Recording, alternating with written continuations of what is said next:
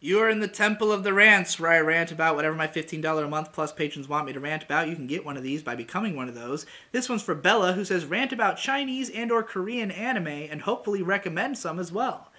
Admittedly, I don't think I've seen any Korean anime, but the rise in Chinese co-productions has been pretty fascinating, and I don't know as much about like what anime style shows are being made exclusively in China. It seems like the stuff that gets listed on my anime list, which is, what I end up exposed to just because it happens to be in the chart, is stuff that has some kind of Japanese, at least producers on it, or some kind of collaboration between the countries.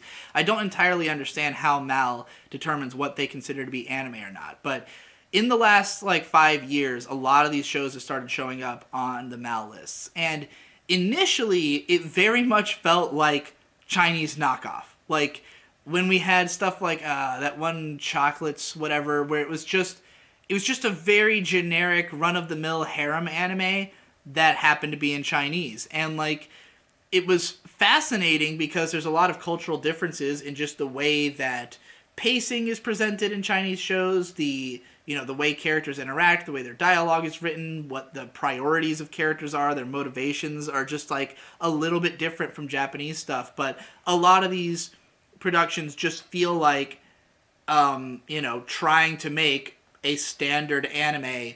It just happens to be Chinese, and there's differences on that basis. But then over time, more and more really weird, unique, meaningful Chinese stuff has been coming out that really feels like stuff that couldn't have come from Japan. And I mean, like if you want the perfect example, To Be Hero slash To Be Heroine, where like the original To Be Hero was partially worked on by I think the guy who made Excel Saga. I think he even directed it, even though it was like a Chinese staff. But that one feels more like a wacky anime show.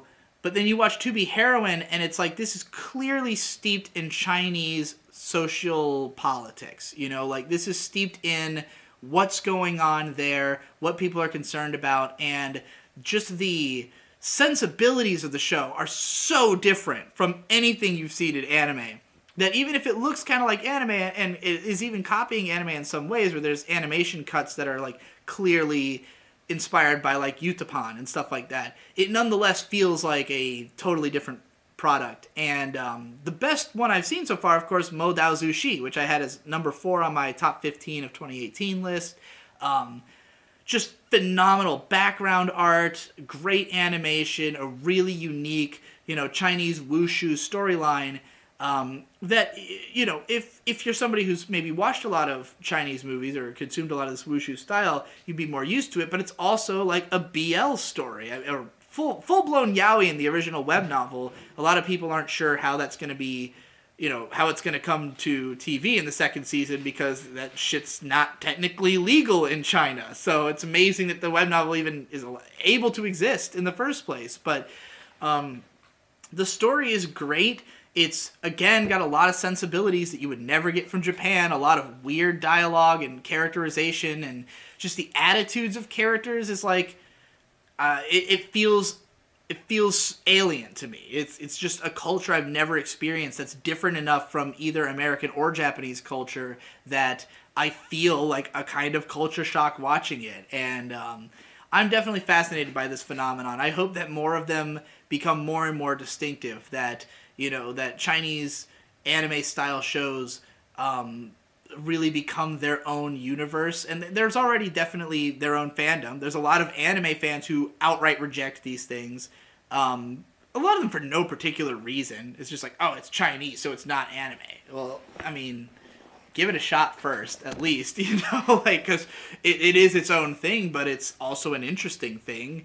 But then again, there's also a lot of anime fans who just out of pocket reject all American cartoons, which is just as senseless. There can be good American cartoons. It just so happens that there's just not as much variety of it. So I think that I'm definitely curious to watch this market continue to expand. I don't know if long term I will remain interested, though, because it could be that those Chinese sensibilities won't ever resonate with me in the same way, or that again, a lot of those shows just come off as like fucking weird, and like hard to watch sometimes. But other ones like Modao Zushi definitely keep me feeling like, wow, I gotta keep a finger on this thing because there's definitely interesting shit coming out. And that show was better looking than any TV anime that aired last year.